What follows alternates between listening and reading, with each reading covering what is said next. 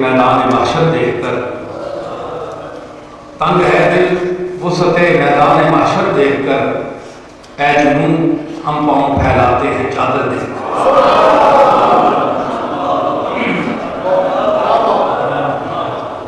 تو محدث اعظم پاکستان کے صاحبزادے اور حضرت پیر جماعت علی شاہ صاحب کے پڑپوتے، اور پھر جناب زاہد حسین شاہ صاحب اور بہت سے چہرے میرے سامنے ہیں۔ اب میں اس صف میں دلدار شاہ صاحب بھی بیٹھے ہیں، بہت سے حضرات کے نام بھی میں نہیں جانتا، چہروں سے آشنا۔ تو بہرحال سب حضرات جو حضور کی بارگاہ میں اس مجلس میں تشریف لائے ہیں، اب مسئلہ شروع کیا جاتا ہے، بات چھیڑی جاتی ہے کہ یہ مسئلہ کیا ہے، سب مسئلہ ختم نبوت، یہ لفظ ختم کیا ہے؟ یعنی بات شروع ہوئی لفظ ختم پر اور ختم بھی ختم پر ہوئی، آغاز کلام ختم پر ہے، تو ختم کے لفظ میں جو اختلاف پیدا ہوا، اس کی غلط تعبیرات اور تعبیرات کی گئی۔ مرزا نے 1900 میں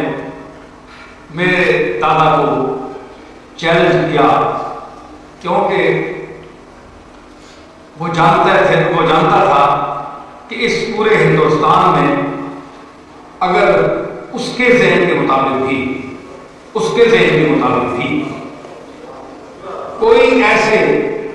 کوئی ایسی شخصیت جو جامع الصفات ہو،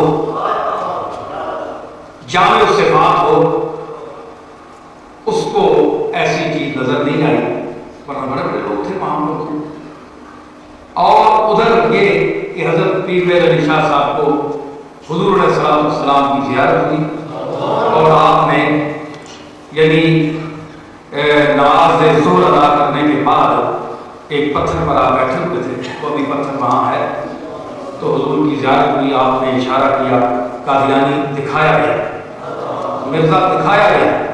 گرداسپوری پگڑی پہنے ہوئے حضور کی طرف پیٹھ کیے ہوئے وہ کھڑا تھا، تو حضور علیہ السلام نے میرے دادا کو اشارہ فرمایا، یہ آدمی ہے۔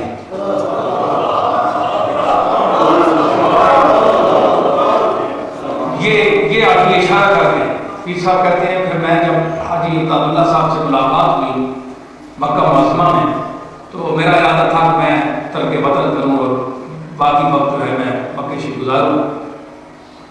تو حضرت حاجی عبداللہ صاحب بڑے روشن ضمیر انسان تھے، انہوں نے مجھے کہا کہ آپ یہ ارادہ ترک کر دیں اور آپ ہندوستان میں بیٹھیں، آپ کا خاموش بیٹھنا ہی وہاں کے برباد ہونے والے ایک بہت بڑے فتنے کا سدباب ہوگا۔ آپ خاموشی سے بیٹھے رہیں تو بھی سدباب ہو جائے گا، آپ یہاں نہ رہیں، آپ چلے جائیں۔ پیر صاحب فرماتے ہیں کہ جب میں وہاں ہندوستان واپس آیا تو جب یہ فتنہ اٹھا، اس نے مجھے چیلنج کیا، تو حاجی صاحب کا وہ ارشاد مجھے یاد آ گیا کہ حاجی صاحب نے اس فتنے کی طرف اشارہ کیا تھا، کہ میرے علم میں نہیں تھا، صاحب کا شک بھی تھے۔ تو یہ بطور خاص میرے جد امجد کو اللہ حضور نے اور اللہ نے منتخب فرمایا اس کام کے لیے۔ اس وقت مولانا احمد اللہ خان بھی زندہ تھے، 22 سال تک زندہ رہے، اور علماء دیوبند بھی موجود تھے، قاسم نانوتوی بھی تھے، بڑے بڑے لوگ موجود تھے، کوئی ہندوستان خالی تو نہیں تھا، بڑے بڑے جگہ علماء مشائخ تھے۔ تو ایک آدمی ایک دور افتادہ گاؤں، اب ہم اسلام آباد کی وجہ سے آبادی ہوئی، لیکن اس وقت تو بالکل دور افتادہ گاؤں تھا گولڈا، لیکن اس کو آباد کرنا، اس کو نام دیا، اور نام دیا تو حضور علیہ السلام کی ذات نے نام دیا، اللہ نے نام دیا، گولڈا سے گولڈا شریف کر دیا۔ تو اس دور میں کون جانتا تھا، لیکن اس کی نظر میں، مرزا قادیانی کی نظر میں یہ شخص تھا اس وقت۔ اب جناب بات یہ ہوئی، خطابتیں چلتی رہتی ہیں، شاہ صاحب فرما رہے ہیں خطابت کرنا میرے بائیں ہاتھ کا کھیل ہے، یہ باتوں میرے آزمائے ہو گئے، کوئی ایسی بات نہیں، شعر و ادب کی دنیا میرے ساتھ چلتی ہے، ہر زبان، عربی، فارسی، اردو، پنجابی، تمام زبانیں چلتی ہیں، علمی نکتے سارے چلتے ہیں، لیکن اب میں چاہتا ہوں کہ خالصتاً میں کچھ علمی گفتگو کروں، تاکہ آپ لوگ جو آئے ہیں علماء کی موجودگی میں کر سکوں جو آپ کے علم میں اضافے کا باعث ہو۔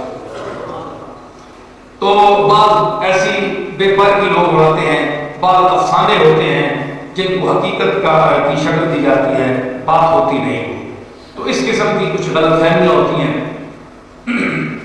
اب دیکھیں کہ مرزا کے ساتھ جو مناظرہ ہوا یا جو کچھ ہوا، گفتگو ہوئی، اب پیر صاحب نے سیف چشتیائی ایک مستقل کتاب تحریر کی اور رفع مسیح کے سلسلے میں کہ عیسیٰ علیہ السلام کو اللہ نے اس زندگی ظاہری کے ساتھ آسمان پر اٹھایا، اس پر الگ ایک موضوع پر کتاب لکھی۔ تو اب ان دلائل کا، یہ میں نہیں کہتا کہ پیر صاحب کوئی اللہ کی طرف سے کوئی اوپر سے کوئی چیزیں لے کر آئے، وہ تو رسول کا ہی کام ہے، منصب ان کا ہے، لیکن اتنی بات یاد رکھیے کہ جب اللہ کے رسول اور اللہ کے دین کا مخالف کوئی اٹھ کھڑا ہو تو پھر ایسے علماء راسخین کے دل پر جو اللہ تعالیٰ دلائل اور براہین کی بارش کرتا ہے وہ اپنی عطا سے کرتا ہے۔ تو پیر صاحب نے جو دلائل دیے اس نے عقیدت نہیں ہے۔ میں کوئی اپنے دادا صاحب کی تعریف نہیں کر رہا کہ میں ویسے ہی تعریف کے فرمان ہوں اور کوئی چیز ہو رہا ہوں، میں ایسی کوئی بات نہیں ہے۔ والفضل ما شاہدت بہ اللہ، فضیلت اور کمال وہ ہوتا ہے جس کا اعتراف دشمن میں۔ اپنے تو تعریف کرتے رہتے وہ، میں مثال دیتا ہوں کہ کوئی مائی ہو نا، اس کا بچہ ہو تو وہ کہے کوئی کہ مائی یہ کیسا تیرا بچہ ہے، وہ کہتی ہے لاکھوں میں ایک ہے، سارے ہندوستان میں، سارے پاکستان میں، ساری دنیا میں کوئی میرے اس بچے سے خوبصورت کوئی بچہ ہے۔ ماں ہے، ماں کی ماں اپنی نظر سے بچے کو دیکھتی ہے۔ اب اس بچے کو کوئی محلے والا، کوئی شہر والا، کوئی علاقے والا بھی تو خوبصورت کہے گا۔ اب صرف ماں ہی کہتی ہے میرا بچہ سب میں ہے، ایک ہے، یوسف سے بھی خوبصورت ہے۔ ارے یوسف کے حسن پر تو گواہی زنان مصر نے دی، پورا مصر جھوم اٹھا۔ تو اب صرف ایک محدود طبقے میں کسی کا متعارف ہونا، اس کی تعریف یعنی کی جائے تو یہ ایک محدود کام ہے، لیکن اگر اس شخص کی وسعت علم کو اور اس کے حسن کارکردگی کو آپ نے دیکھنا ہے تو پھر جا کر مخالفین کی صف میں بیٹھیے، ان سے پوچھئے کہ اس شخص کا مقام کیا ہے۔ میرے دادا نے جو کام کیا کوئی خوشامد نہیں ہے، کوئی تعریف نہیں ہے۔ سیف چشتیائی کی کتابیں سامنے ہیں، علماء بیٹھے ہیں، جید علماء ہیں ماشاءاللہ، میں بھی ایک قطرہ قاصر ہوں، لیکن کوئی عالم، یہ میں چیلنج سے کہوں، بڑا مشکل ہے کہ جس وقت انہوں نے قضیہ مطلقہ عامہ اور جب انہوں نے قضایا کی بحث کی، اگر نحو کا علم آیا تو نحوی اصول بیان کیے اور امور عامہ کی مباحث انہوں نے بیان کی، صرف کا موضوع آیا تو صرف اور نحو کی دنیا میں انسان کو لے گئے، تو جامع العلوم ہونا ان کی تصانیف کے پڑھنے کے لیے ضروری ہے۔ بہت مشکل بات ہے مجلس میں کہہ دینا کہ میں یہ ہوں، میں وہ پڑھا، لیکن کتاب سامنے رکھی جائے تو پھر کوئی نکلے گا جو عبارت ایک سطر پڑھ کے بھی اس کا مفہوم بیان کرے۔ مشاہد میں بھی کوئی نہیں ہے، اللہ ماشاء اللہ کوئی ہو، علماء میں بھی کوئی نہیں، بڑا مشکل ہے۔ تو عرض یہ ہے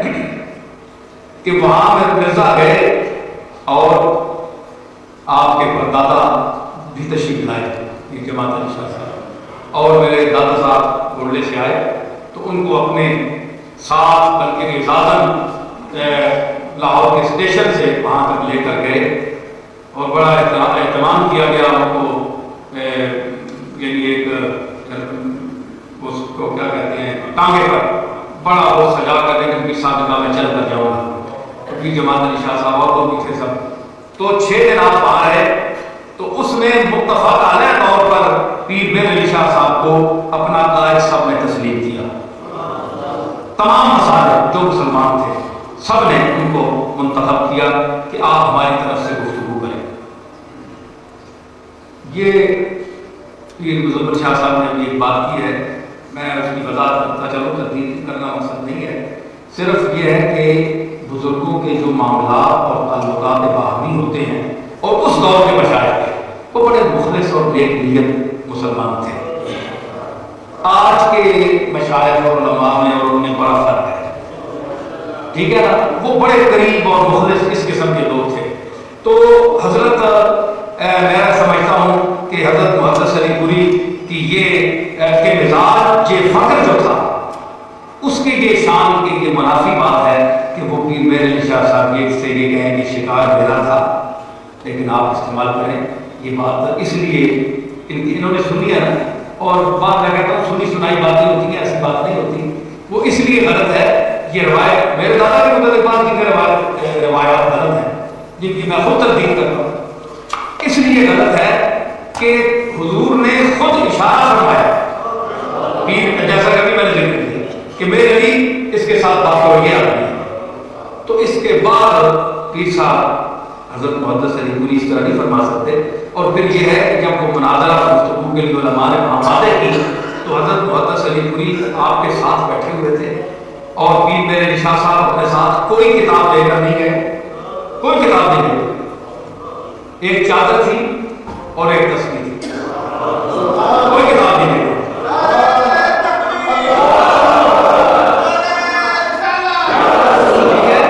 ہاں اتنی بات یہ ہے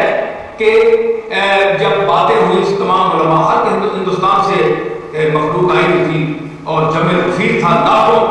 کا ایک سیلاب تھا، تو اس میں آپ خاموشی سے بیٹھے رہے، کسی نے تالی بجا دی، یہ بات چیز ہے جو آپ کے علم میں نہیں تھی۔ 6 دن چھٹا دن ہوا تو کسی نے تالی بجا دی کہ جناب مرزا بھاگ گیا، نہیں آیا، تو حضرت صاحب نے اس کو دھکا دیا اور زور سے خفا ہوا کہ کس لیے تم تالی بجا رہے، خوشی کس بات کی؟ اس نے کہا حضور ہم جیت گئے۔ فرمایا ہم جیتے نہیں، ہم اس وقت جب جیتتے جب وہ سامنے آ کر توبہ کرتا اور حضور کا کلمہ پڑھتا۔ میں کہہ رہا ہوں کہ ان کا ایمان، ان کا خلوص، ان کی جو نیت تھی، یہ آج کل کے جتنے ہمارے حضرات ہیں ان کے حساب سے نہیں تھی۔ تو اس انداز میں چونکہ شاہ صاحب نے مجھے اچانک فرمایا، اس لیے میں چند باتیں حضرت پیر صاحب کی تصدیق سے اور کچھ میری چند اپنی باتیں ہیں، لیکن میں پوتا ہوں گا، دادا ہیں میرے، وہ تو ہم ان کے، میری غزل کا شعر تھا کہ ہم ان کے علم کی ادنا سی ایک تجلی ہیں، ہم ان کے علم کی ادنا سی ایک تجلی ہیں جو علم و فخر کے مہر منیر کہلائے، مہر منیر کہلائے